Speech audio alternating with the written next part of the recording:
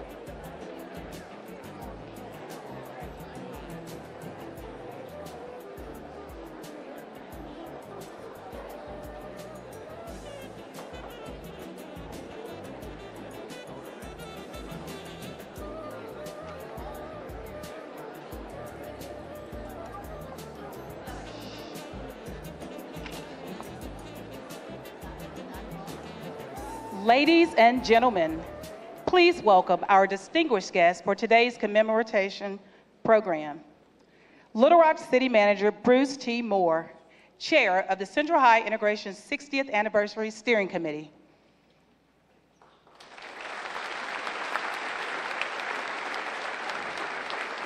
Nancy Russo, Principal of Little Rock Central High School. Michael Poore, Superintendent of the Little Rock School District. Dr. Henry Louis Gates, the Alphonse Fletcher University Professor and Director of Hutchins Center for African and African American Research at Harvard University. The Honorable Mark Stodola, Mayor of the City of Little Rock. Cameron Shawley, Midwest Regional Director, National Park Service. The Honorable Asa Hutchinson, Governor of Arkansas.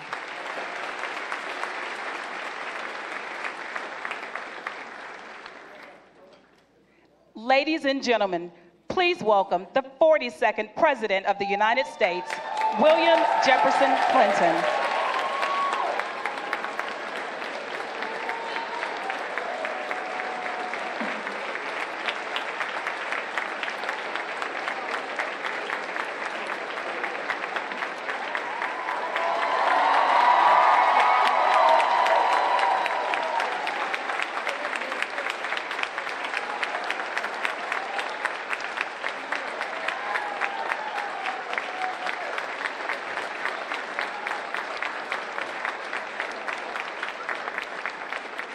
Ladies and gentlemen, please give a special welcome to the Little Rock Nine, Dr. Melba Patillo Bills,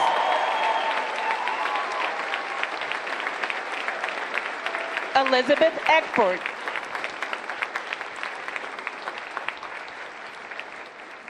Ernest Green, Gloria Ray Carmark, Carlotta Walls Lanier, Dr. Terrence Roberts, Minnie Jean Brown Trickey, Thelma Mothershed Ware,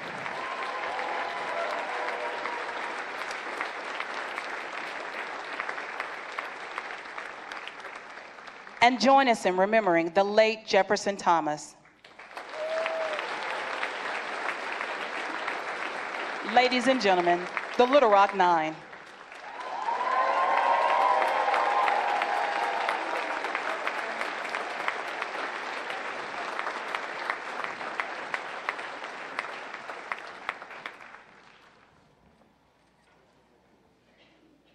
Please welcome to the podium our MC for today, an educator and community leader, and the first African American to attend Little Rock Central High School for 10th, 11th, and 12th grades before graduating in 1962, Dr. Sybil Jordan Hampton.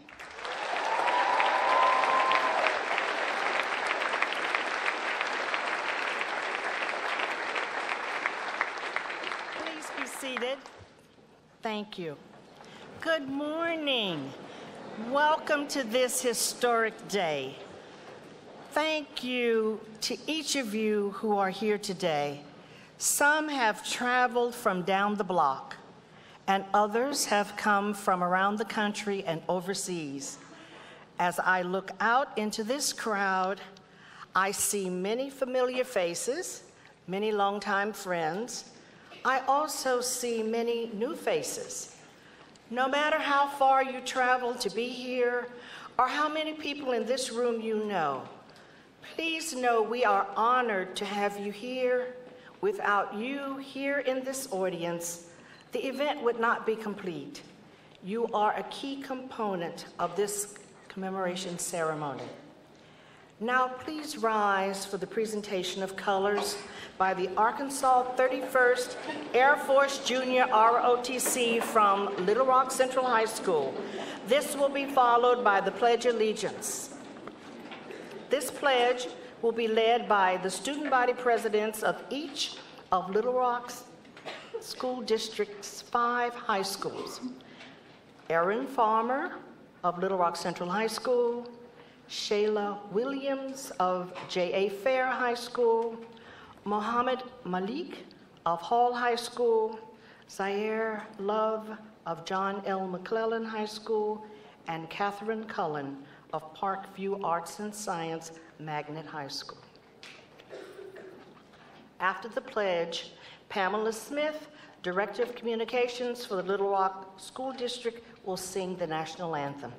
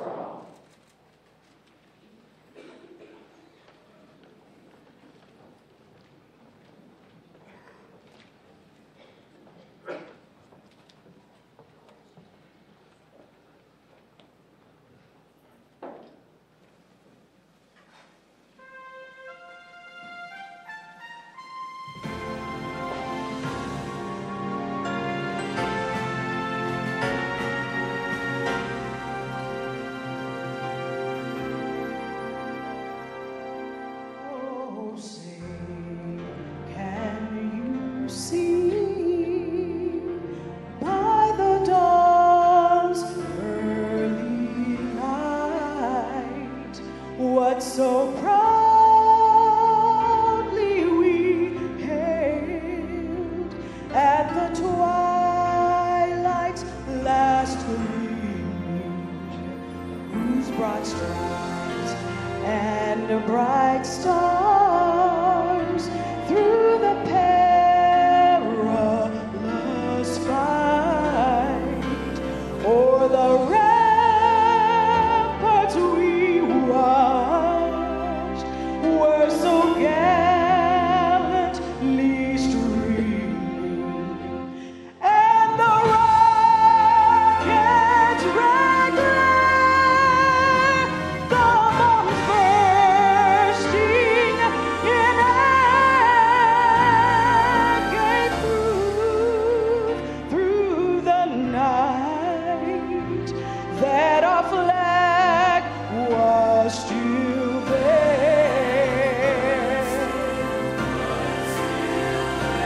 Oh, say does that star-spangled banner yet wave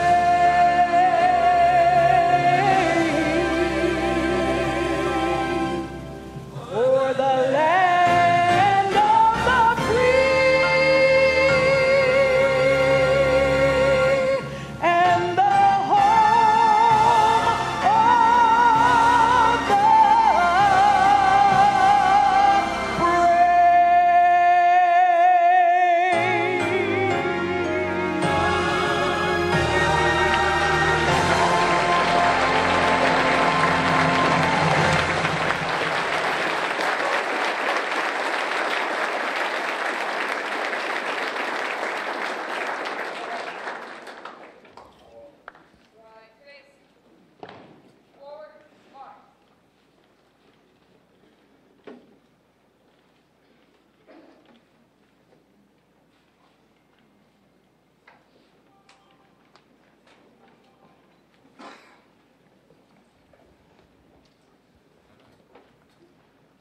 Our opening prayer will be given by Dr. Laverne Bell Tolliver, pastor of Bullock Temple CME Church.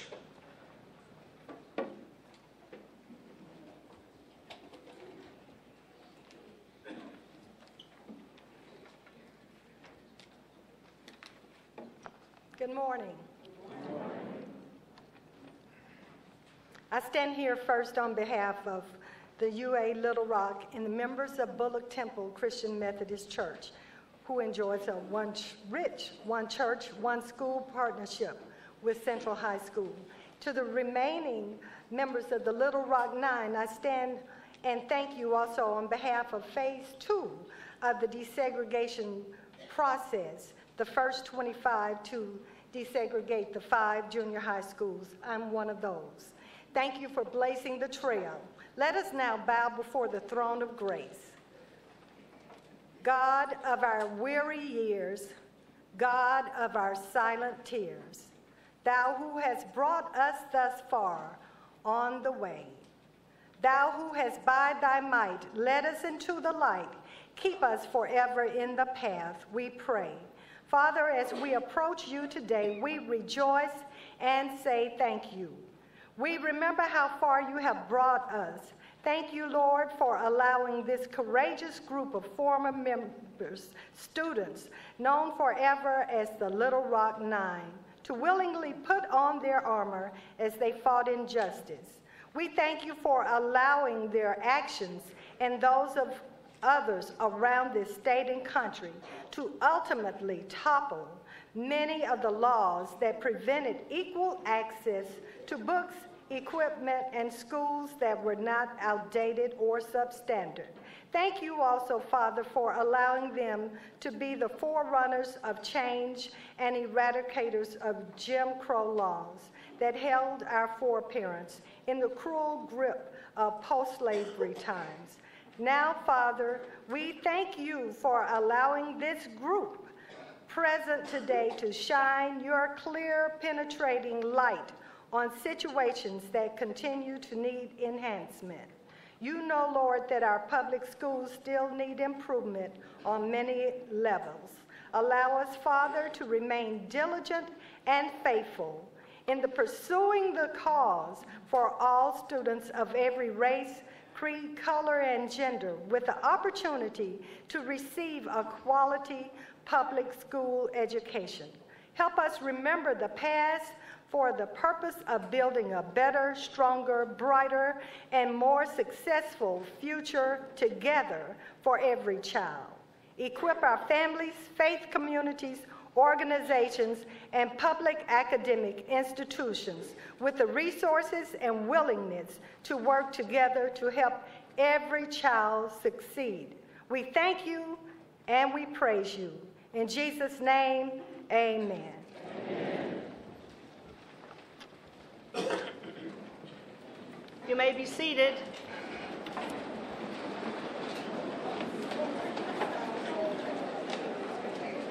This is a room filled with dignitaries. We have current and former elected officials from federal, state, and local government. We have heads of state agencies, higher education institutions, and churches, as well as civil rights leaders. Also in the audience is a delegation from our sister city in Newcastle upon Tyne, United Kingdom. In the interest of time, we are not going to recognize each person by name, but to each and every one of you and to all those gathered today, welcome. Thank you for being here. I want to take this time to remember one who is not here. On September 5th, 2010, Jefferson Thomas passed away. We are honored to have his widow, Mary, here with us today. As a tribute to Jeff, we have an empty chair on the stage, draped in a ribbon of Central's colors of old gold and black. Please join me in a moment of silence for Jefferson Thomas's memory.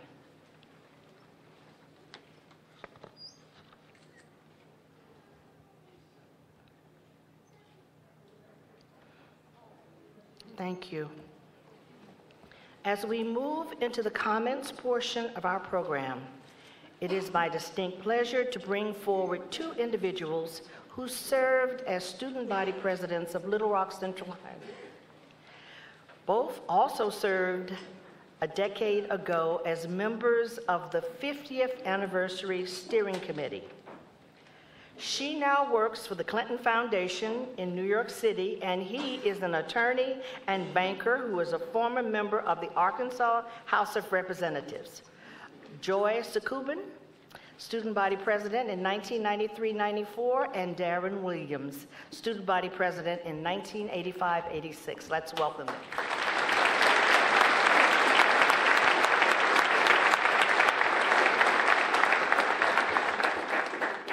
60 years ago today, the scene was much different in this auditorium and in the hallways of this school. Yes, there were police officers and media and people milling about on this campus, but as we now know, the tone and tenor of the day was one of hostility, not hospitality. It was a day of anxiety and anger, not appreciation and applause. And elected officials were staying far away from campus, even if their presence was still felt. On behalf of all of the fellow Little Rock Central High School student body presidents over the years, Darren and I are here to officially welcome everyone to this school, our beloved alma mater, where 6 decades ago, obstruction was the order of the day. But now we celebrate a school where openness is the rule. This year, Little Rock Central High turns 90 years old. Over the years, tens of thousands of students have walked through these hallowed halls, each student with a story to tell. As I look at the seniors who are gathered on stage, I think of my own 2 children who are recent graduates of Central. I am honored to be a part of the story of this school.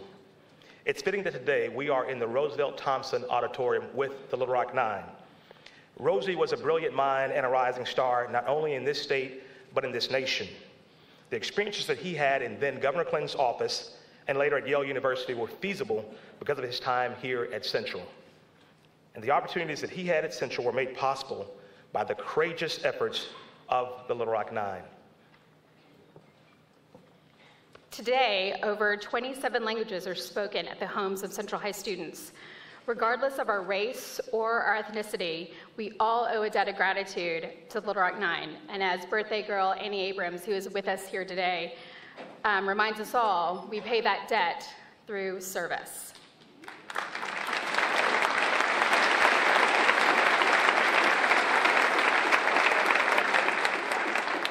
So welcome to Little Rock Central High School.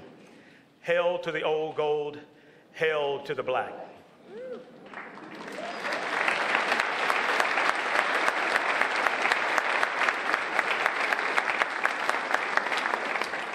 Thank you, Joy and Darren. Though President Eisenhower had tried to broker an agreement with Governor Faubus through the efforts of Congressman Brooks Hayes, it was not until Little Rock Mayor Woodrow Mann pleaded for federal intervention that the president sent in the 101st Airborne. I now present to you, to bring greetings, the current mayor of Little Rock, Mark Stodola.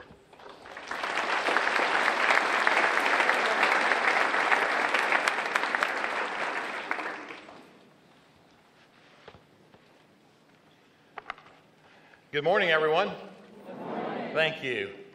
You know, today as a city and as Americans, we pause to reflect on the events of September 25th, 1957, as one of the first struggles of the Civil Rights Movement.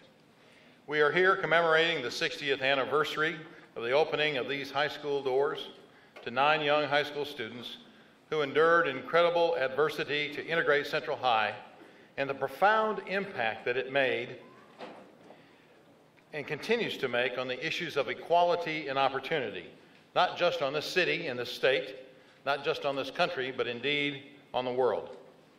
We are here today to commemorate this extraordinary struggle for equality and opportunity, an ultimate triumph in the history of our nation and in the history of our city. Indeed, when Ernest Green marched as a senior to receive his diploma in Quigley Stadium, the world noticed, and Dr. Martin Luther King was there seated in the stands to witness the occasion. Today we acknowledge this painful moment in our past and we reflect on the progress that we have made. As was mentioned, we are sitting in the Roosevelt Thompson Auditorium, named after one of Little Rock's most gifted African American students, a student body president and a Yale scholar that was taken from us way too soon, but who accomplished so much in his short life, a young man who was given an opportunity, and did he ever excel? The legacy of the Little Rock Nine demands that we rededicate ourselves to the progress that remains unfinished. I want to thank you, the Little Rock Nine, for continuing to come back to Little Rock and to commemorate this significant day. However, it does not go unnoticed that most of you left Little Rock after your high school days and pursued opportunities elsewhere, achieving meaningful and distinguished careers, indeed realizing the importance of finding that opportunity wherever it existed. Much of our work here in Little Rock centers on the idea of opportunity. How do we ensure that all our people have access to opportunity to pursue their dreams? Recently, I saw the film Hidden Figures, based on Margot Lee Shetterly's book about the African American female mathematicians at Nassau. And it struck me that it was set in 1961, 4 years after the events of the Little Rock Central High School, and 7 years after the decision of Brown versus Board of Education, the Supreme Court decision. And yet, in 1961 Virginia, the resistance to integration was rampant. However, 3 brilliant African American women at Nassau, Catherine Brown, Dorothy Vaughan, and Mary Jackson, were given the opportunity to excel, and in so doing served as the brains behind one of the greatest operations in history.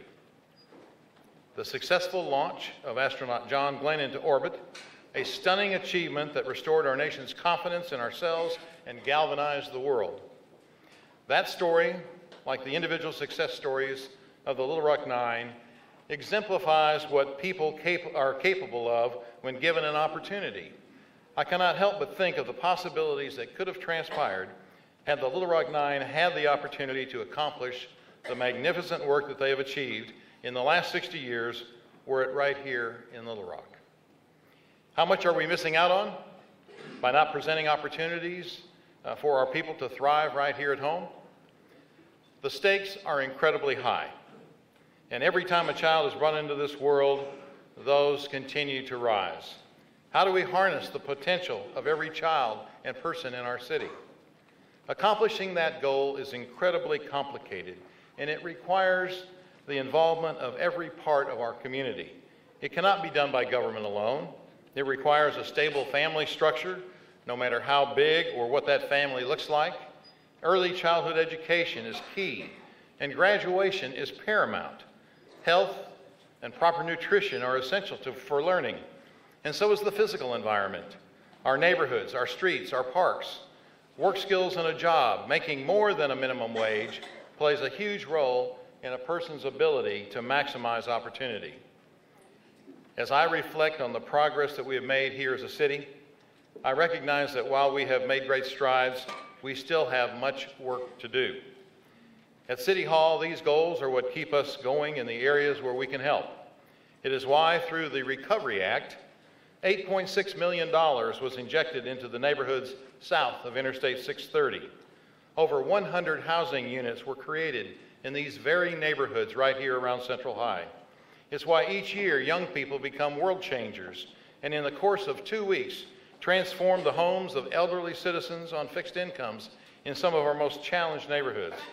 It's why this Friday, thanks to President Clinton's AmeriCorps program, we'll launch the Neighborhood Safety Corps, where we will have 30 young people working year-round, cleaning up the hot spots in our city that are prone to crime. It's why, through our multiple felony reentry employment programs, we are giving people a second chance. But I will be the first to say there is so much more for us to do. But as much as anything, accomplishing this goal requires being given an opportunity, because we have seen that given an opportunity, our people can overcome almost any challenge. So my challenge to all of us, to our city today, is to use the examples set by the Little Rock Nine and share the opportunities you have been given. There is much work to do. Do not pull up the ladder behind you. Mentor a child. Encourage education and success. Help a young adult getting a job and getting into the workforce. Give them that first opportunity to learn responsibility and self-respect. Use the opportunities that you have been given and that degree, high school or college, that you've earned to give back and to help the next generation of leaders in our city. The Central High crisis of 1957 is part of our history, but it does not have to be our legacy. Our legacy is the story of how far we have come and the resolve to continue the unfinished business of opening the doors to opportunity. Indeed, the legacy of the Little Rock Nine requires it. So let us take this reflective day as a springboard to dedicating ourselves to this mission. Seize the day, seize the opportunity. Our future depends on it. Thank you very much.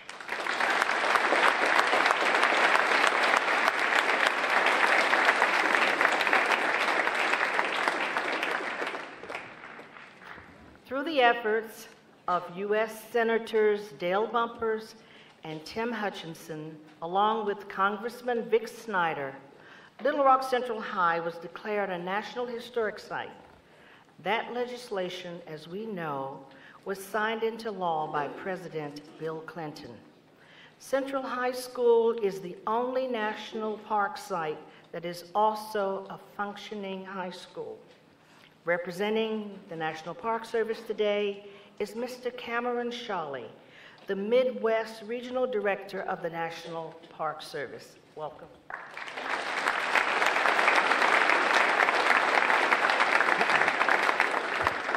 Morning. It's great to be in a room filled with so many generations of inspiring people. And before I get started, just a special shout out to Nancy Rousseau. She is such a tremendous partner, you and your staff here. It's been incredible. Thanks to the school district and the city for having us here. On behalf of the entire National Park Service, including Robin White, who's the superintendent here at our site, and her tremendous team, we are so proud to be a part of this event with you, commemorating this important anniversary. And not just as an organization that's committed to telling the history of the site in perpetuity, but as your partner and as your fellow citizens.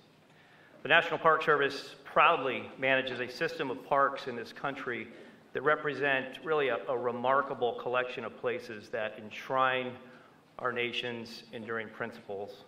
And they remind us constantly of the tremendous sacrifices that Americans like the Little Rock Nine have made on behalf of this country. And it really is our privilege, as your steward, to protect some of America's most incredible places and to tell some of America's most important historical events. That's an honor that we take very, very seriously. Little Rock Central High School is all of those things. It's an incredible place with incredible people, and it's a very important part of our nation's history. As all of us know, there are parts of that history that are not easy to talk about. Stories that are very painful and difficult to tell. But it's essential that we tell them and that we do it in a way that keeps them in the forefront of the American conscience. That we translate the lessons and the sacrifices of the past into the dialogue of the present and the future. The events that occurred here 60 years ago truly transformed America into a better country. They contributed so importantly to the national civil rights movement that really forced our nation to look in the mirror and face its own image. And while the conflict between the federal and the state government occurred out in public, the real battle was here, in this building, in these classrooms, weighing on the shoulders of 9 young American students who were literally serving as ambassadors of change and moral courage. When Little Rock Central High School National Historic Site was established in 1998 by the U.S. Congress and President Bill Clinton, thank you, sir.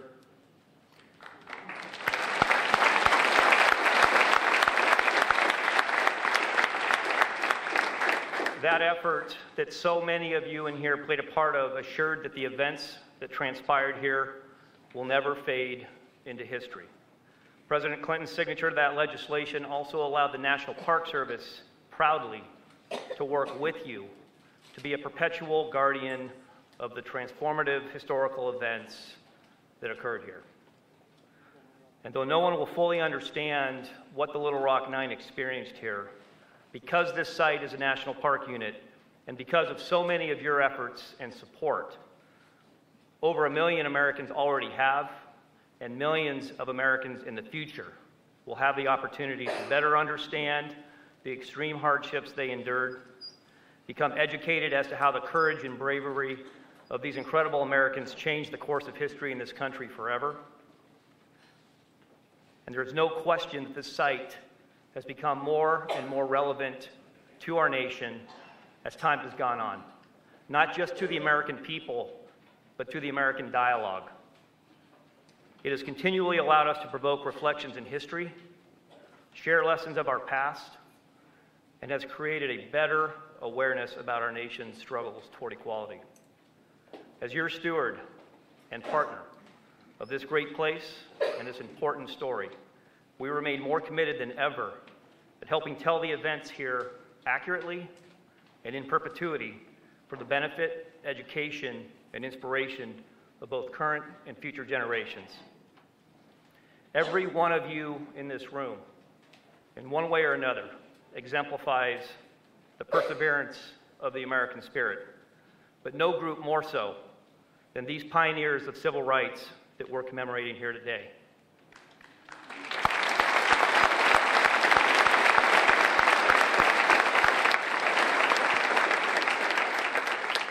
To those extraordinary pioneers and your families, we thank you for your sacrifices. Know that the courage and your actions will be remembered here forever, that you're an absolute inspiration to our country, to you, and to all of you. The National Park Service is very proud to be your partner here. Thank you.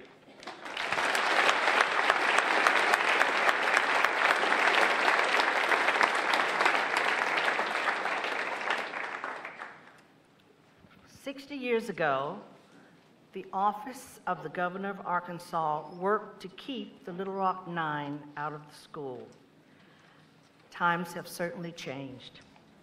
In 1987, 1997, and 2007, Governors Bill Clinton, Mike Huckabee, and Mike Beebe embraced the Little Rock Nine.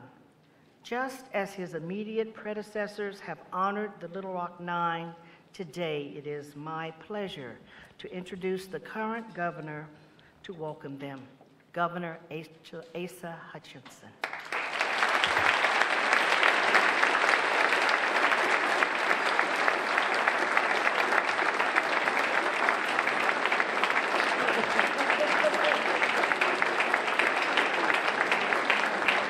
Thank you. Thank you. Good morning, President Clinton, Mayor Stodola, and those of the Little Rock Nine with us today. Dr. Melba Patillo Beals, Elizabeth Eckford, Ernest Green, Gloria Ray Callmark, Carlotta Walls Lanier, Dr. Terrence Roberts, Minnie Jean Brown Trickey, and Thelma Mothershed Ware. I wanted to tell you how much I enjoyed our visit before the ceremony today. We are gathered here today so that our state and nation will never forget the courage, fortitude, and persistence you showed the world 60 years ago. The events of that fall day changed the path of a nation. Yes, the bravery of youth inspired hope for all whose dreams had been crushed by an unfair system, a system that failed to change with deliberate speed. Your quiet determination and your stubborn refusal to abandon your dreams not only forced action, but set an example that will last into the ages.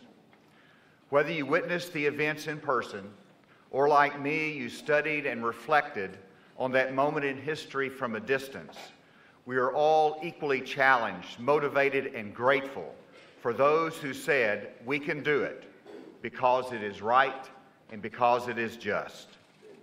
In 1957, of course, we know what the makeup of Central High's student body was. Because of you, the student body of the class of 2018 looks different.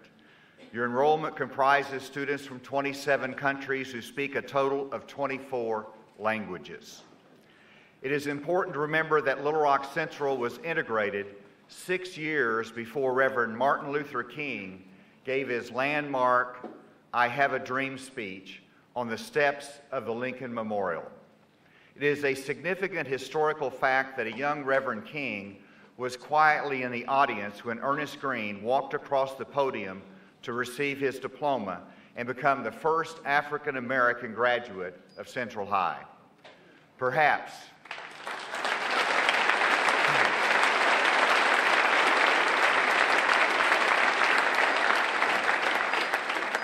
Reverend King was propelled by that moment to fully see the potential of his own dreams.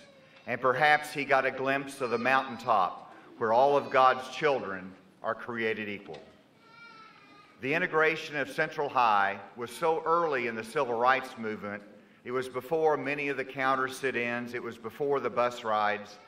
And that fact gives us all an even greater appreciation for the lonely steps of the Little Rock Nine as they confronted hostility, the unknown, and a defiant governor. On this 60th anniversary, what can we draw upon to guide us today?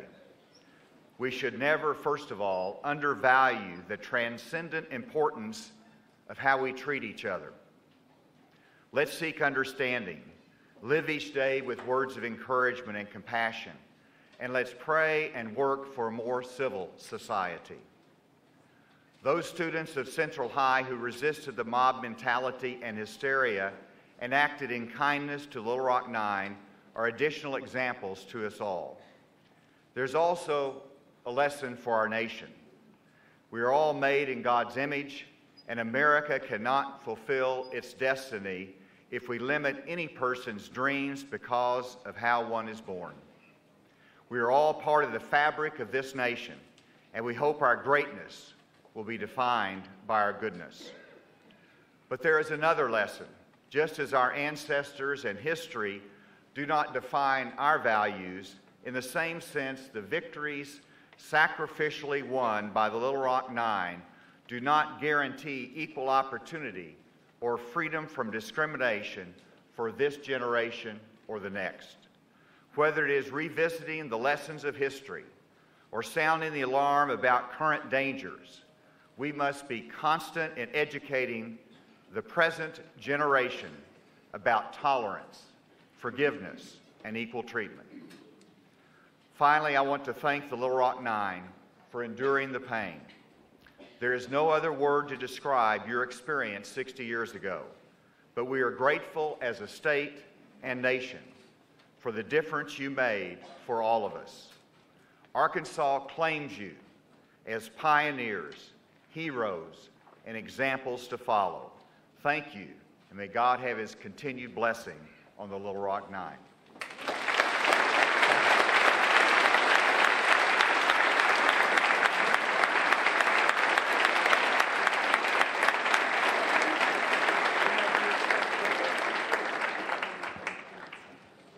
We are honored to have with us today Dr. Henry Louis Gates, Jr.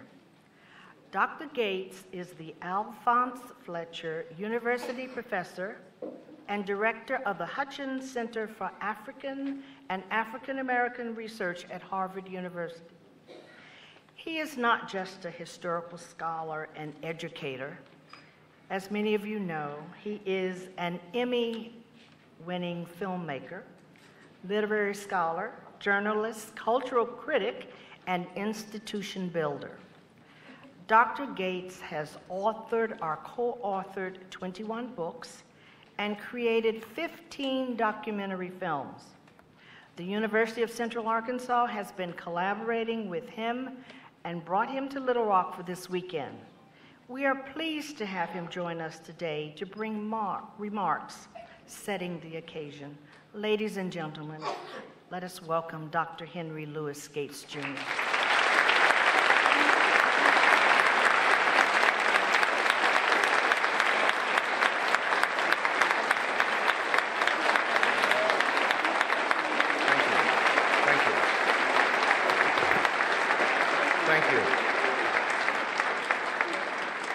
thank you so much for that kind introduction.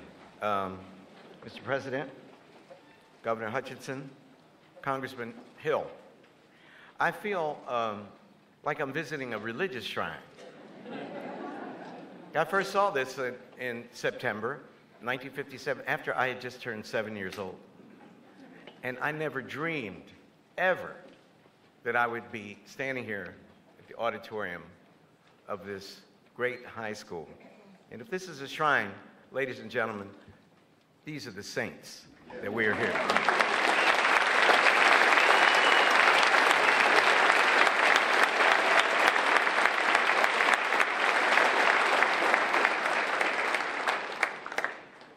Dr. Benjamin Mays, of course, the spiritual mentor to the Reverend Dr. Martin Luther King Jr.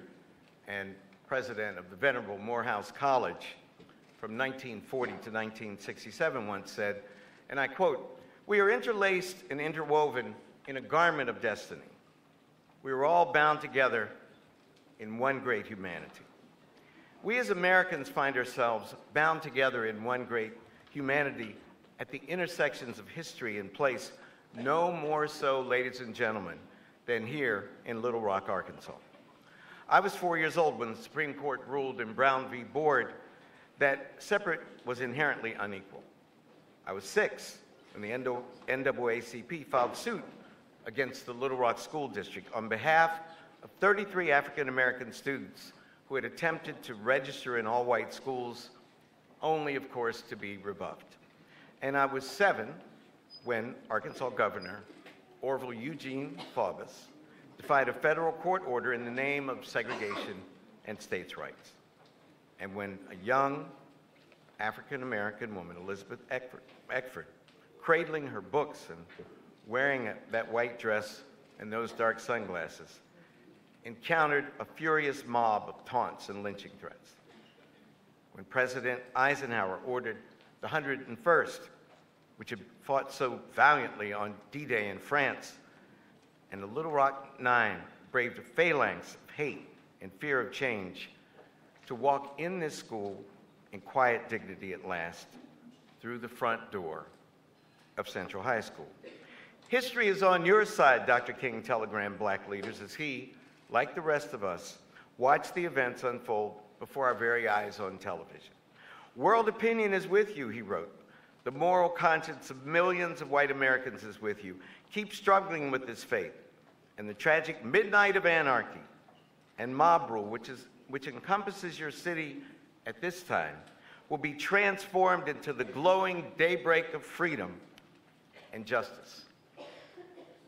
60 years after the democratic revolution that happened here in your town, in this school, embodied by 9 exceedingly brave school children. Ladies and gentlemen, we once again find ourselves in a struggle for freedom and justice in our land. At this moment, unimaginable for most of us just a year ago, we, those of us who love truth and justice beyond political party, have to draw a line in the sand, as they drew a line in the sand here 60 years ago. Then as now, we must defend the right of every American to cast their vote for the candidate of their choice.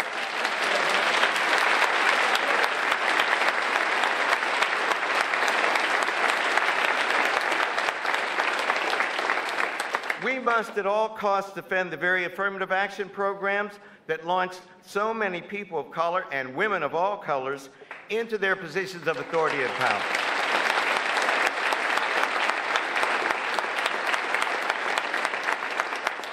We must fight for health care as a right and to keep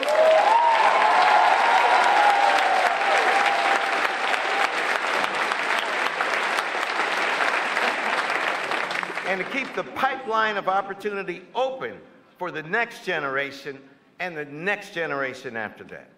Regardless of our ideological differences, we must link arms and stand publicly against anti-Semitism, against homophobia, against Islamophobia.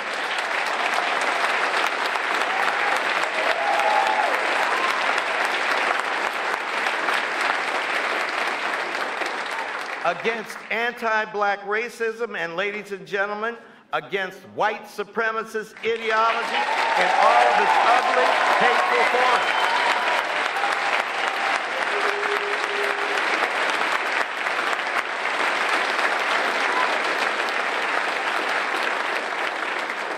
The Little Rock Nine stood then, and they stand now, for the promise of opportunity and equality etched in the words of our country's founding documents. They also stand for the work and the struggle it took to realize those words for all of our nation's citizens. As my friend, President Bill Clinton, observed so eloquently here on the 40th anniversary of the Little Rock Nine, 1997, I quote, 40 years later, we know there are still more doors to be opened wider, doors we have to keep from ever being shut again. In remarks that really prophesied this moment, President Clinton exhorted us to do better that day.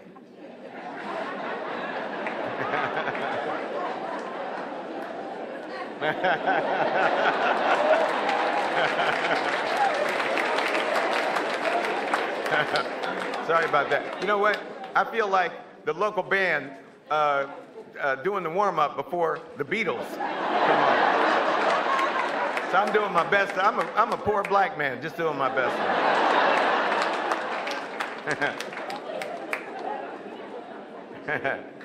We know that work is not over. We cannot allow forces of reaction to turn back the clock on American racial relations, obliterating the heroic efforts of legions of Americans, white and black, Asian and Latino, Jewish, Muslim, Christian, gay, straight, and trans, who risked and sometimes gave their lives to make certain that the arc of the moral universe bent toward justice.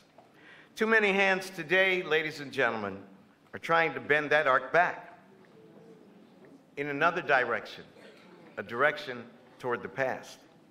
And those of us who love truth and justice, those of us who love the principles of democracy upon which this great nation of ours was founded, must stand against those forces, just as the Little Rock Nine did here in this very place.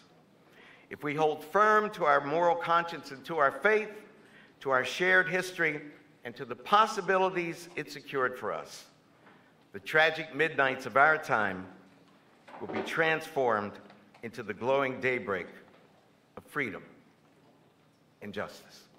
Thank you very much.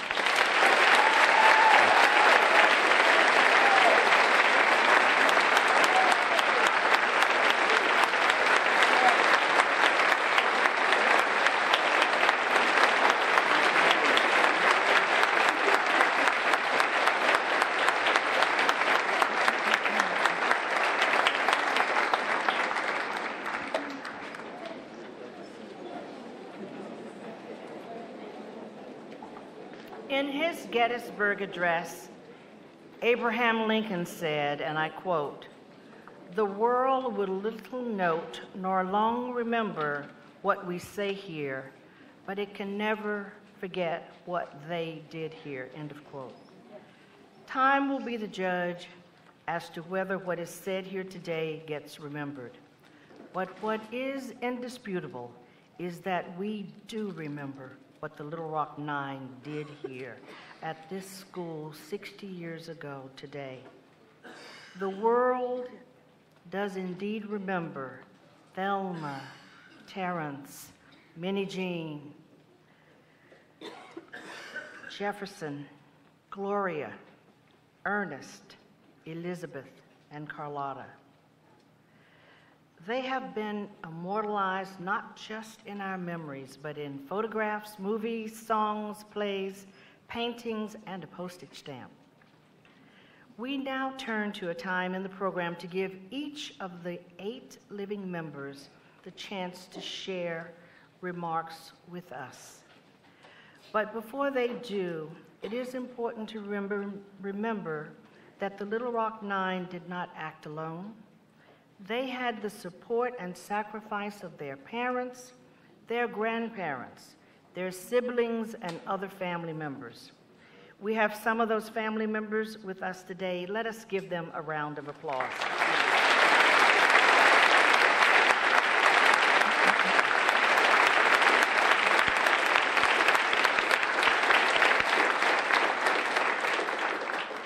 There was also the tireless work of Elsie and Daisy Bates, the legal efforts of Wally Branton and Chris Mercer in Arkansas, as well as Thurgood Marshall and the NAACP.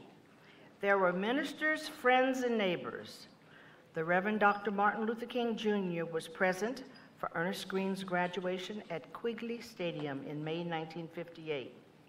Yes, they received support, but each day, it was still 9 teenagers who went into the school. Today, we hear from 8 of them, not quite teenagers anymore, but still full of the same spirit and drive.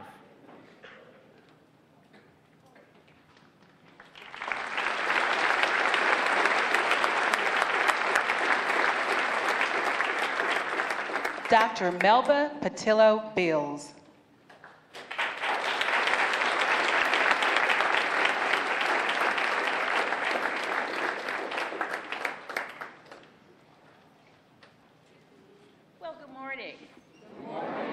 How wonderful that you would take time so early in the morning to get up and come and stand with us and remember us.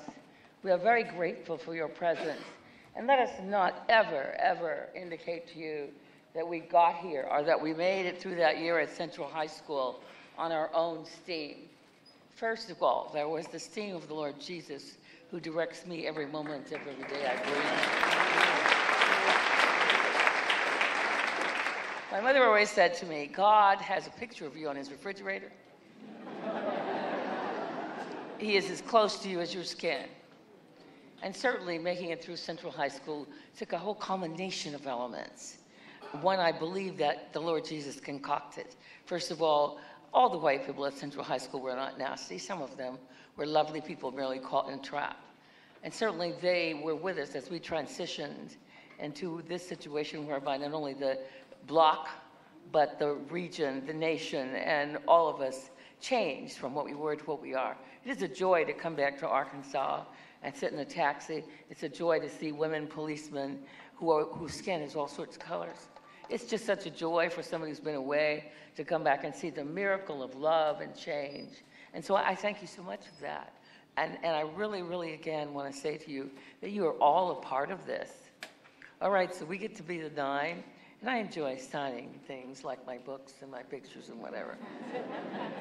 But I always take you with me when I do that. Namaste. The God in me sees always the God in you and everyone around us. Love is only the answer. Thank you.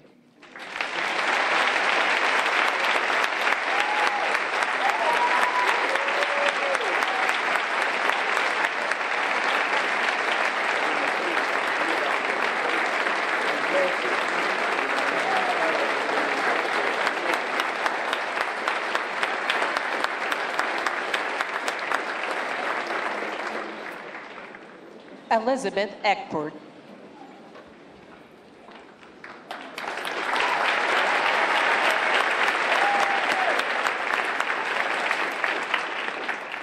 I returned to Arkansas and my family in 1974, but I was not politically active. Among the 9 of us, none of us talked about what it was like inside the school for 30 years. I was prompted to start talking about it in 1999 when I heard reflections that were foreign to my experience here. I hope someday that opposing sides can have non-accusatory dialogue. I have a saying that I believe deep in my heart, that the only way we can have true reconciliation is if we honestly acknowledge our painful but shared past. Thank you.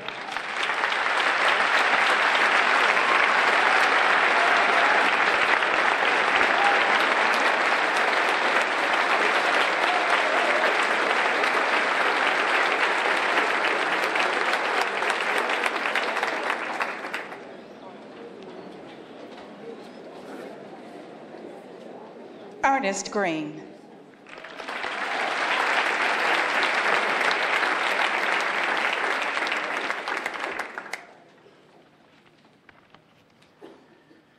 Thank you very much. To the organizers of all of this, Mr. President, Governor, distinguished guests, Skip Gates, to the audience, Central High School supporters and lovers, to my family, my wife Phyllis, my daughters Jessica and Mackenzie, my sister Triopia, and nephews Todd and Todd Washington and Scott Green. I think none of us 60 years ago, as we arrived in the back of Army Jeeps, knew that we would be standing here today. Making history is not something we aspired to do. We wanted the best education our parents' taxes afforded. We wanted what the Constitution said, the right to life, liberty, and the pursuit of happiness, and I saw education as part of that right.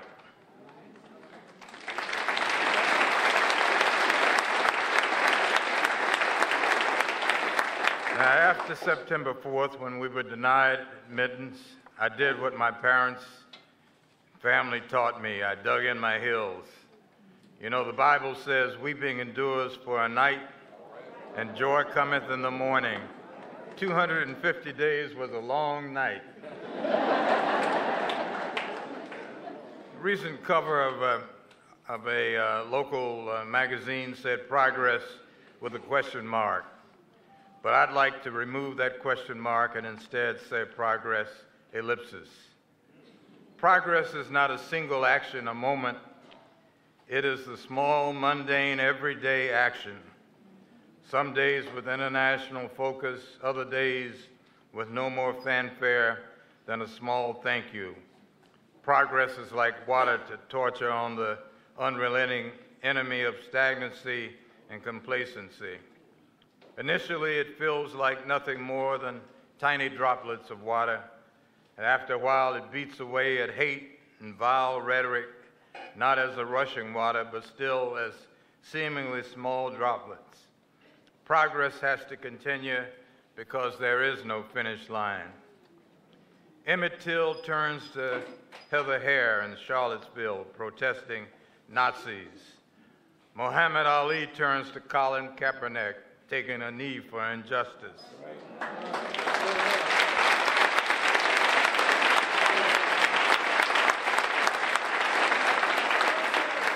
And the Little Rock Nine turns to the Charleston Nine, paying the ultimate sacrifice for peacefully assembling in a church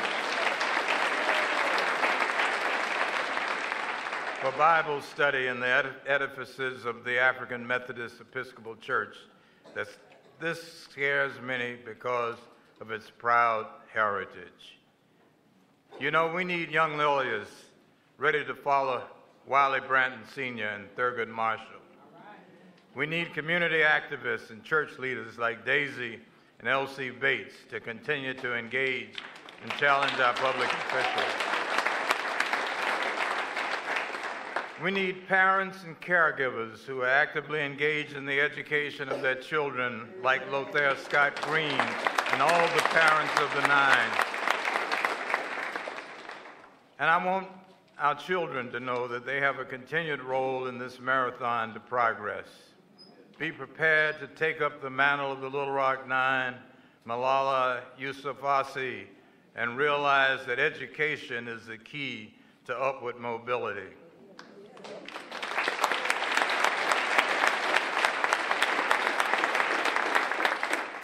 I may have been the first to graduate, but I didn't cross at this stage by myself. I crossed that stage for my 8 compatriots over here.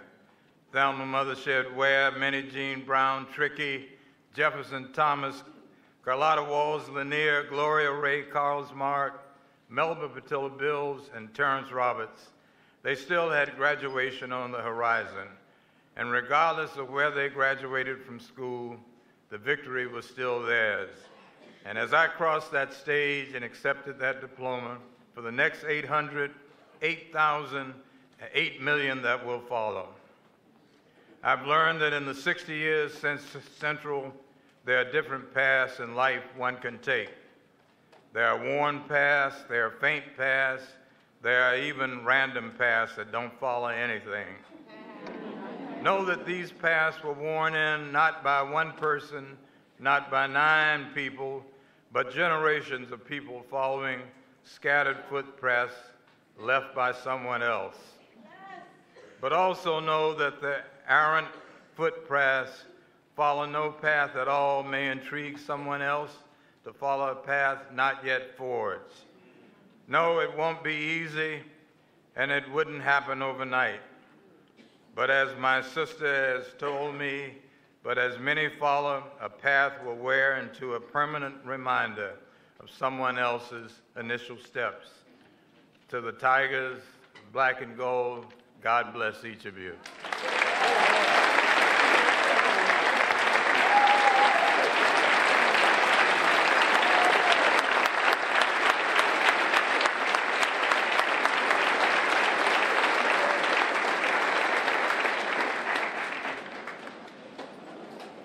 Gloria Ray Carmark.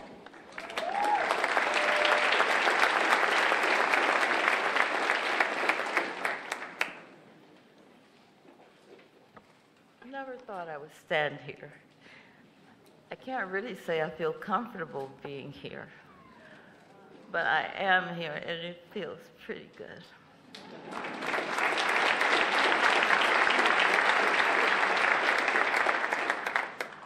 You know, people ask us, and especially me, a lot about the first day at Central High School. But my daughter reminded me the other day of another thing that she knew about me. She suggested that I talk to you today about the last day of school, because nobody ever asks about that. You know what kind of a year we had. You've got the general idea of it.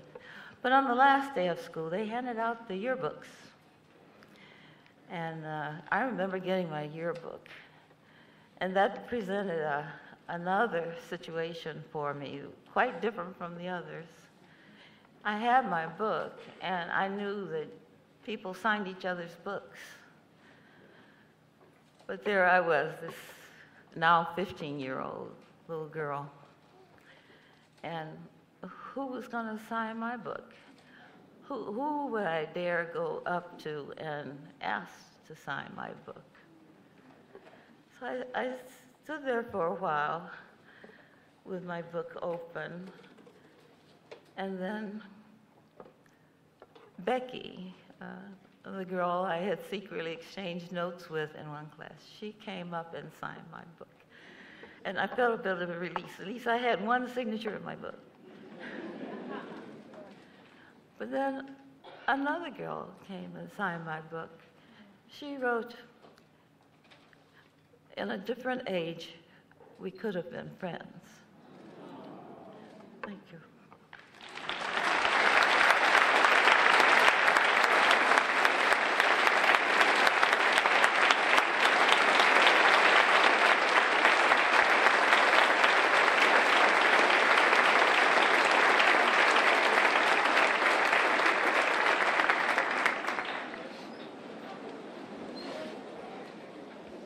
Carlotta Walls Lanier.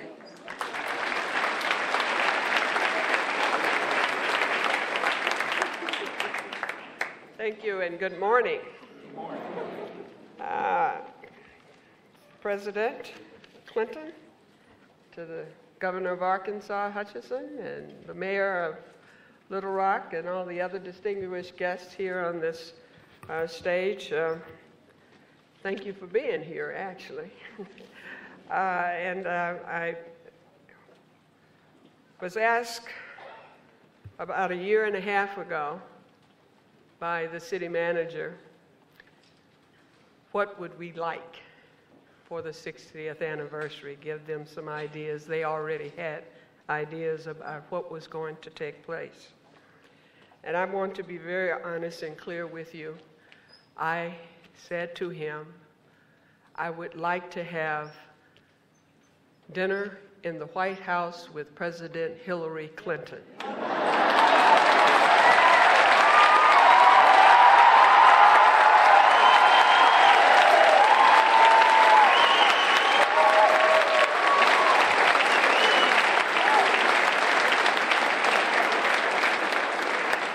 But this is the second best, being here. 1957, on the day we commemorate here this weekend, September 25th, we went as teenagers, anxious and worried that we had missed over 2 weeks of school. We didn't know what the day would hold or what would happen in the year ahead. We didn't realize the goal that Governor Farbus would play, sometimes behind the scene in our high school experience. 1987, 30 years later, all of us came back for the first time that we had seen each other as a group. It was Governor Clinton who welcomed us into the governor's mansion.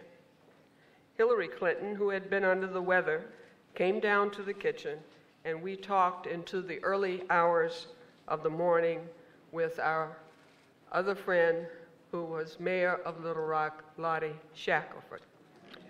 1997, 40 years later, Governor Clinton was now President Clinton, and the welcome the Little Rock Nine had was overwhelming and kind and gracious. It was well-meaning and heartfelt. It was time, it seemed, to set things aright. 2007, 50 years later, all of us are still together as the Little Rock Nine. We had grown older, but we all had made it. We had children, grandchildren, and each of us successful in our own ways in the worlds in which we lived, and it was give back time. 10 years after the 40th anniversary, we had set up the Little Rock Nine Foundation, one that would support young high school students as they made their next step toward higher education. We were happy to see each other, happy to call one another friend, happy to have shared important moments in history with one another, and with a nation that honored us. We had a place in the modern civil rights movement, something we never sought, but was granted to us, that Congressional Gold Medal prior to that.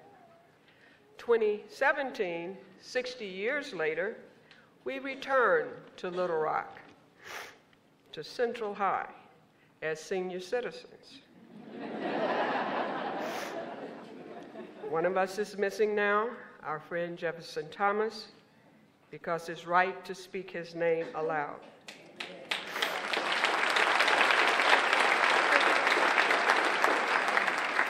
He was the one with the engaging sense of humor, and we miss him in these days. Only my mother, Juanita Walls, remains, and she is here with my family, my husband, my 2 children, and my grandchildren, 4 generations, along with my siblings, Tina Walls and Luana Terry.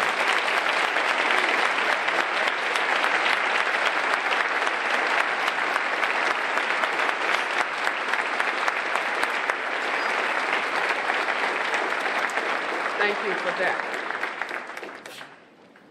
And today we have number 45, who behind the scenes and through his Twitter account, we become as we were 60 years ago.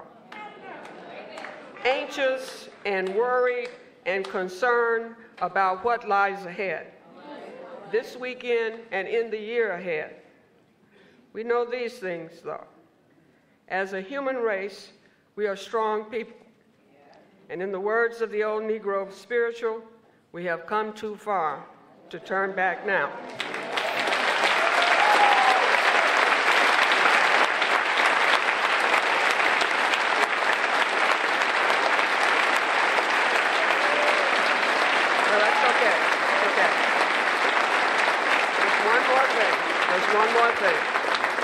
Just one more thing. We all like to say, have a good day, but I say to you, have a day that matters.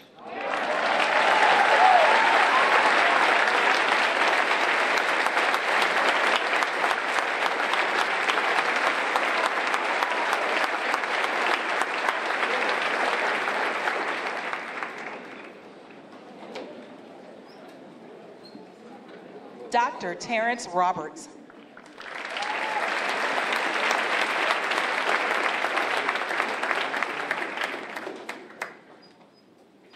In the name of full disclosure, it's important that you know I come here not to celebrate. Not that I don't want to celebrate, but that time has not yet come. You see, for me, the balloons are in the closet. The confetti is stored away. The noisemakers in every variety you can imagine are waiting to make their noise. It's been a 75-year wait for me. For most of those 75 years, I have been aware consciously of the need for real change. But there's something you should know about my vision.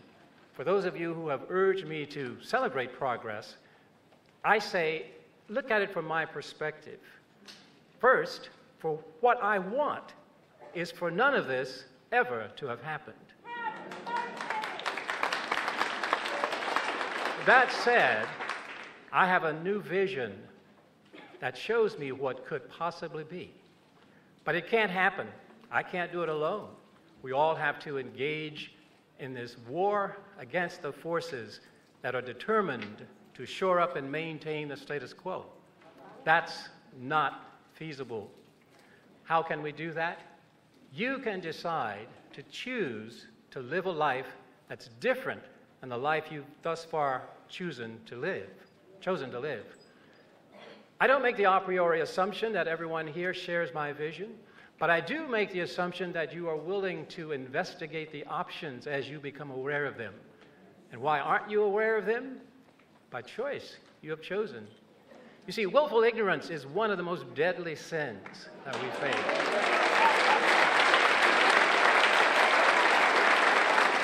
If you are willing to move away from that position and take a more balanced position, I think I have a chance to see what I need to see. How can it happen? For those of you in the audience who are professed Christians, I speak now directly to you. One, you have a Bible. Some of you may not know that the Bible is simply an acronym, basic instruction before leaving Earth. Since we don't know the exact date of our exit from this place, it is imperative that you read the instructions now. And as you do, you will find in there admonitions to treat your brother and your sister as you would treat yourself.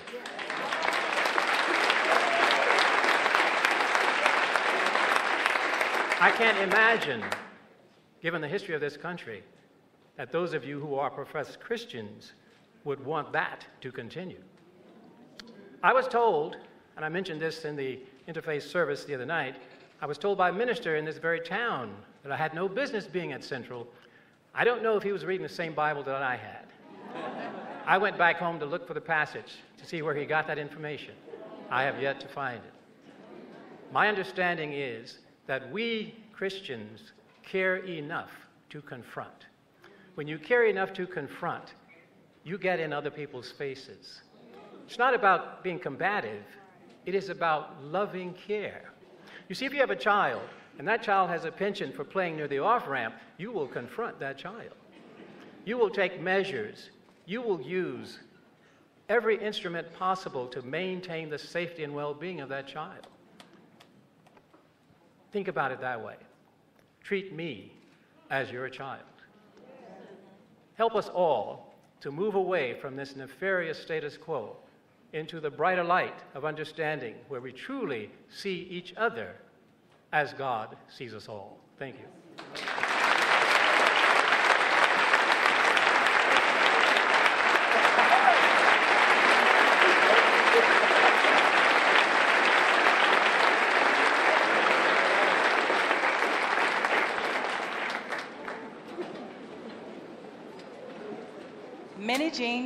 tricky.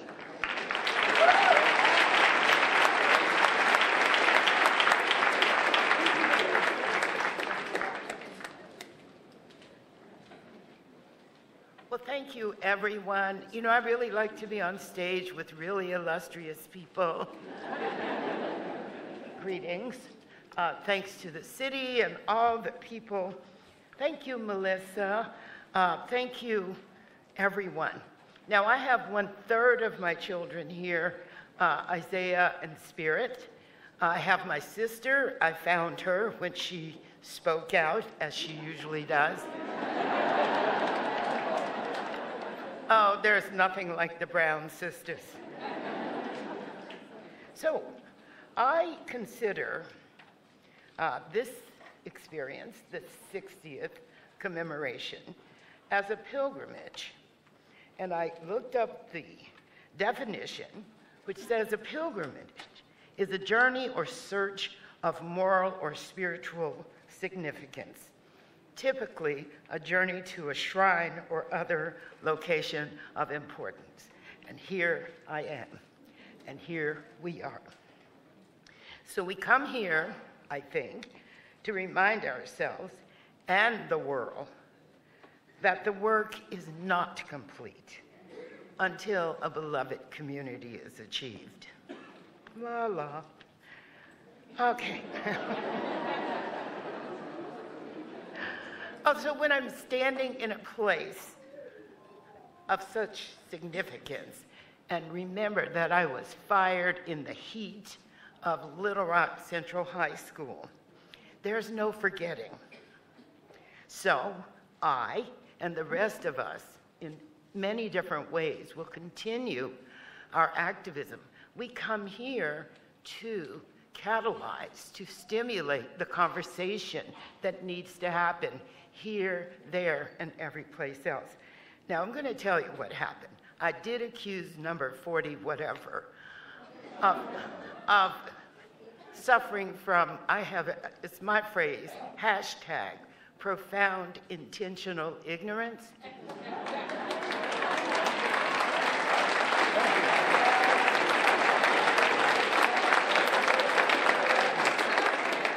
And I said it on television, so I expect my tweet a little later today.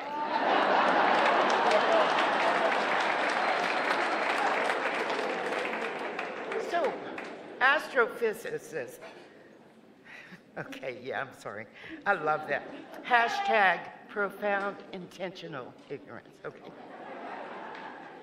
Dr. Tyson says we're really close to the unraveling of an informed democracy. We have to think about that. We're in a place of education. The theme of the Little Rock Central High School National Historic Site is it's about education. And it always is about education. It was then and ever shall be about education.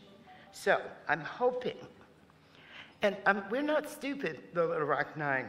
We know what's going on in this town, as Marvin Gaye said.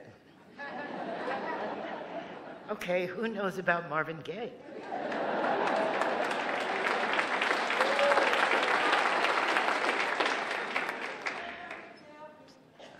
Okay, so we're here to remind ourselves and you, and we hope we can inspire young people. Remember, we're 14, 15, and just turning 16. So we want to inspire the young people. And Elizabeth coined this phrase, don't think of us as special because we're ordinary people. But ordinary people can do extraordinary things. And we're proof of that. Thank you very much.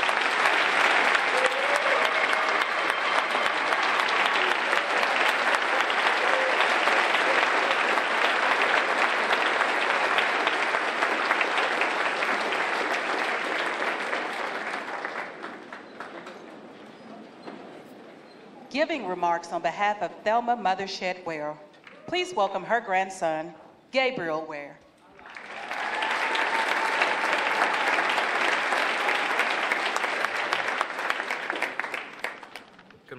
everybody. Good morning, President Clinton, dignitaries, family, and friends. My name is Gabriel Ware, and I'm more than honored to speak on behalf of my grandmother, beautiful grandmother, Thelma Mother Shedd Ware.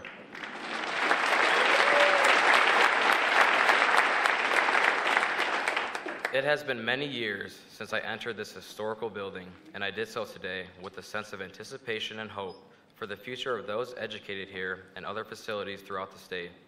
The year I spent here was filled with uncertainty, mostly related to safety. Fortunately, other than verbal and certainly psychological issues, I experienced no physical harm. The years since have seen my continued growth and experience in education as a teacher and counselor. I gained a lot from my students and hope the same can be said in return. My hope is that Arkansas will continue to experience the spread of integration and embrace people of different ethnicities and beliefs.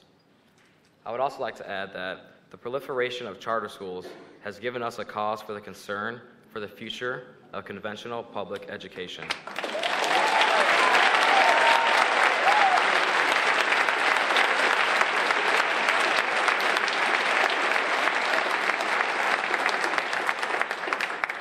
We do not want these schools to become centers for those students who perform below educational standards. We must continue to be involved and vigilant for the education of all of our children for whom our futures depend. Thank you for your time and attention.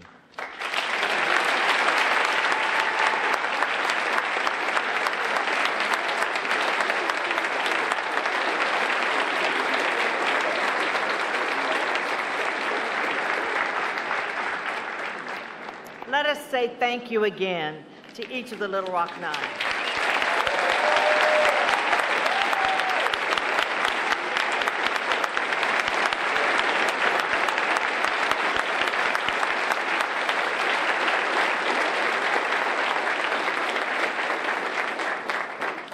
To introduce our keynote speaker, it is my pleasure and honor to bring to the podium the woman who knows every inch of this school and who owns it.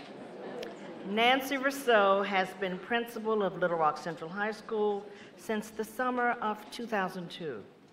As principal, she thinks about Central High School each day. I suspect that every day she is in Little Rock, whether school is in session or not, she spends time at the school or at school-related function.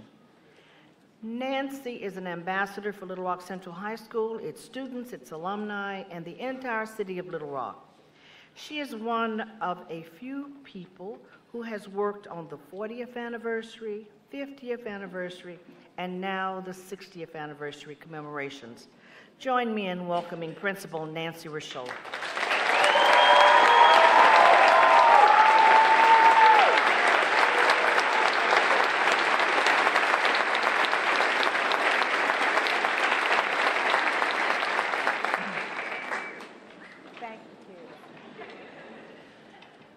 How in the world do you introduce Bill Clinton to a room full of people who not only know who he is, but actually know him? Although I find it hard to believe as I thought about it that the majority of these students were born after he left the White House. Sorry. It's true. As a student in Hot Springs, Bill Clinton saw the Little Rock Nine bravely face the mobs while watching them on television. Probably black and white television. Definitely. He has credited that experience with expanding his worldview. In 1987, as was mentioned, the then Little Rock Mayor Lottie Shackelford welcomed all nine to Little Rock. Bill Clinton, as governor, gave the nine the tour of the governor's mansion. As president in '97, he not only spoke at the ceremony, but he, along with Governor Huckabee and then Mayor Jim Daley, opened the doors, as they did, majestic doors of Central High School for the Little Rock Nine to enter. 10 years ago, well, that went quickly, he again spoke, this time as our former president. During the 50th anniversary events, he also hosted the Little Rock Nine for a viewing of the Emancipation Proclamation, which was on exhibit at the time at the Clinton Presidential Center. As previously mentioned, President Clinton signed the legislation which made Little Rock Central High School a National Historic Site. This is a partnership about which we are so proud and enjoy every single day as people from all over the world walk our halls along with our students to see our historic school. As president, he presented each of the Little Rock Nine with the Congressional Medal of Honor in a ceremony at the White House. He also spoke at the memorial service for Daisy Bates.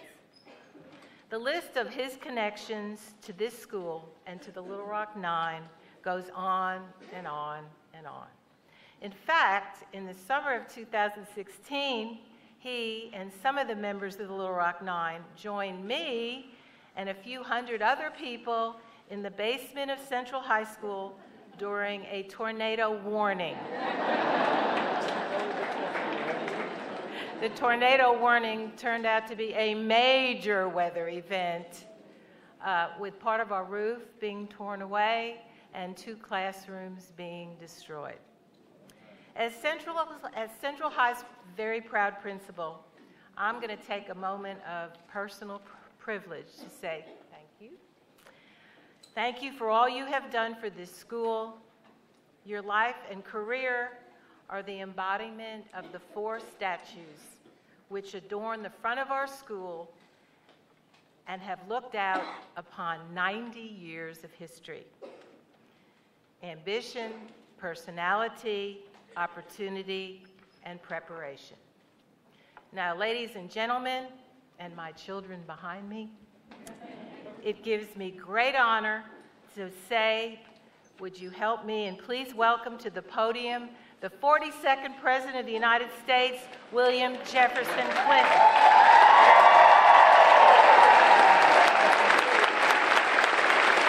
Oh, thank you very much. Thank you. Thank you. Thank you. Thank you. First of all, thank you, Madam Principal, for your leadership of, in some ways, the most important high school in the United States. Thank you, Superintendent. Thanks to the Park Service for taking good care of us. Thank you, Dr. Jordan, for demonstrating just by the way you talk how dumb it was to deny so many African Americans the opportunity of a decent education for so long. You were an inspiration.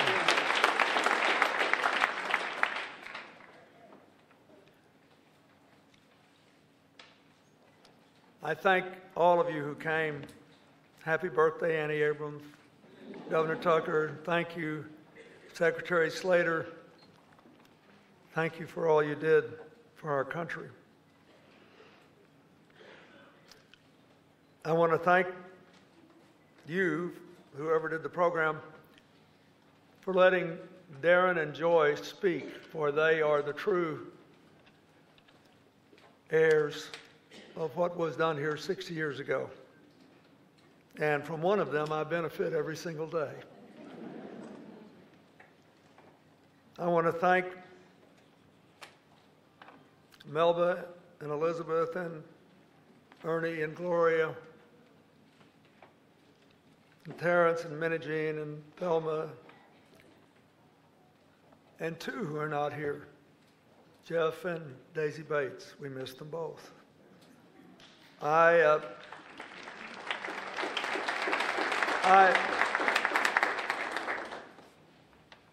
God, they were wonderful, weren't they? And I want to thank my old friend who was introduced as Dr. Henry Louis Gates. But if you want to laugh about the aging process, which trust me is not for sissies, When I saw him coming up here with his crutches, I thought, how cute. Why? Because all of his friends call him Skip. And then he took the pink elephant out of the closet so the rest of us could talk.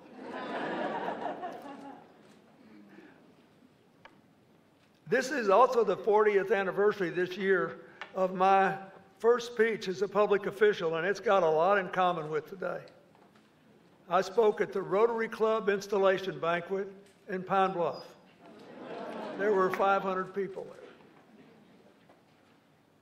There were 25 speakers.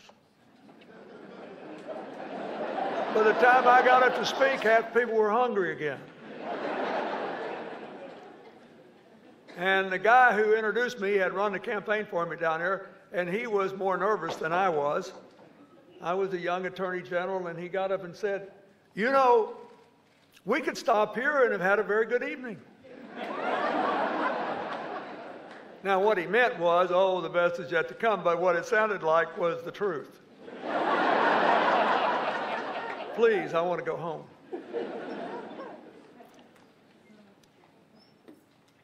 But I thank them all.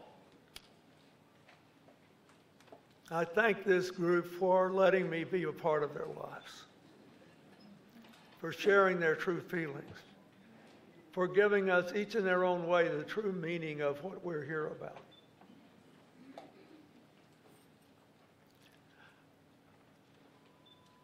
I wanted to come here and reminisce. I was here for the 20th anniversary, not even all of them were. And Jesse Jackson and I were on this stage. And he told the students at Little Rock Central High, because America was facing a big drug epidemic then too, like this awful opioid epidemic today, and heroin and fentanyl and the whole deal, that they should open their brains and not their veins. I say that because he too is aging and not in the best shape today. But we should never forget that long before it was popular, he called on people to develop their minds and do their work so they could claim their legitimate place in America.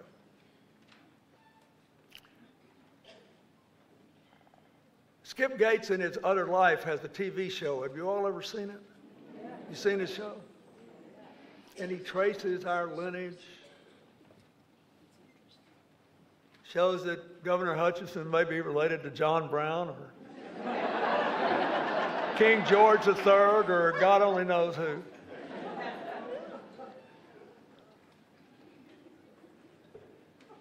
But it's important, I want to start there.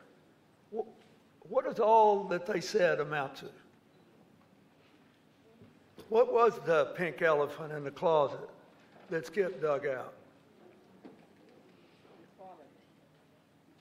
By tracing people's genetic lineage, you find out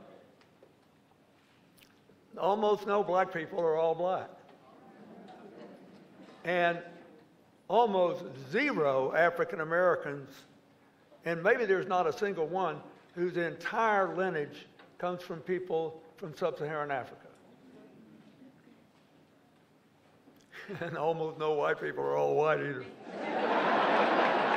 And unless all of your ancestors are from sub-Saharan Africa, between 3 and 4% of your human genome is from the Neanderthals. That's the part that's been rearing its ugly head lately.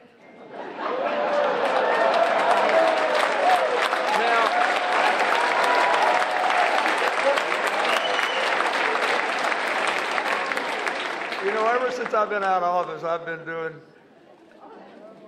these crazy things. I have this endlessly amended bucket list, and one of the things I wanted to do was understand genomics, particle physics, and astrophysics, but I really wanted genomics because I spent $3 billion of your tax money to sequence the human genome.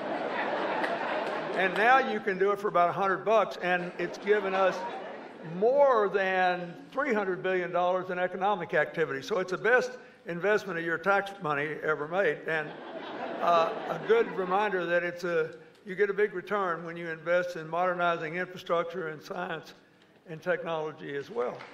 So, anyway, so I keep reading all these articles. One day I read that, but you know, our human ancestors first rose up on the East African savanna between 150 and 200,000 years ago, and it took them 90 to 100,000 years to get all the way to the north of Africa and then into the Middle East and into Europe. And for 40,000 years after that, we co-inhabited Europe with the Neanderthals. It turns out we liked each other better than we knew. But they were bigger than us. They were stronger than we are. Their brains were just as big, but for reasons no one fully knows, as far as we can determine, they never wrote a book or a poem or spoke to each other in traditional ways. But it appears that they didn't survive the last era of really big mammals, and we did, perhaps because we could run faster, but in all probability because we could communicate and we could cooperate. The great biologist E.O. Wilson says that the greatest cooperators are the most likely to survive, and the best species that have ever lived for cooperation were ants, termites, bees, and people.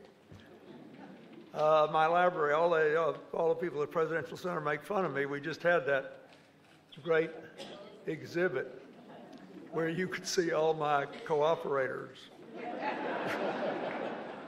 But it's true, when we had the tsunami in South Asia, cooperative, instinctive patterns of animals saved a bunch of them when people were killed. In South America, there are termites that only drill air-conditioned housing. I'm going to tell you what that's got to do with all this. I want you to think. 5 holes in their living quarters. They go in and out of one. The rest is all air conditioning. When it's going to rain, they know it, and they stay out so they don't drown. Bees pollinate 96% of all the food human beings consume. You should really worry that a lot of the bees are dying now because of environmental and chemical conditions beyond their control. The combined weights of ants on Earth exceeds the combined weight of people on Earth. The most touching non-human picture I saw from the awful devastation of Harvey in the Gulf Coast and in Houston was this gushing water in what had been a city street, and on it this massive blob of fire ants. Must have been 100,000 or more of them, and those on the bottom sacrificed themselves so that they could glue themselves together and they would all survive by floating away to freedom. But we can do more of that.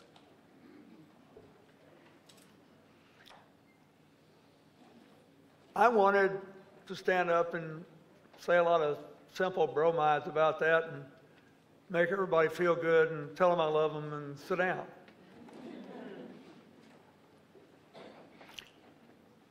But then we had all this stuff happening that other people have talked about. So I wanted to say, you did 60 years, take a victory lap, put on your dancing shoes, have a good time. But instead, I have to say,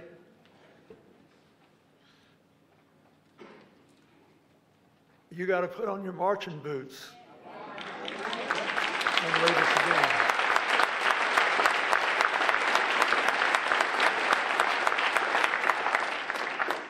This is not a partisan issue. Abraham Lincoln gave his life to hold the Union together and to pass the 13th Amendment ending slavery everywhere.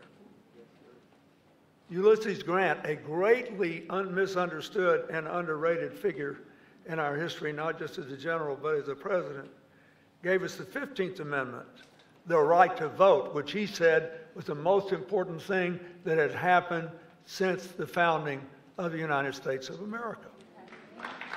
And last time I was here on this stage was with George W. Bush. Because our Leadership Scholars Program takes turns doing our graduations where his library is and where mine is. But we get 60 people every year, equally divided by party, representative of race, gender, sexual orientation, religion, you name it. They come together and they go to his father's library, the LBJ library, his and ours here, and study some decision at each place together. And they talk about it together. And these are people who readily admit that in the world we live in, they would never have met each other had it not been for this program.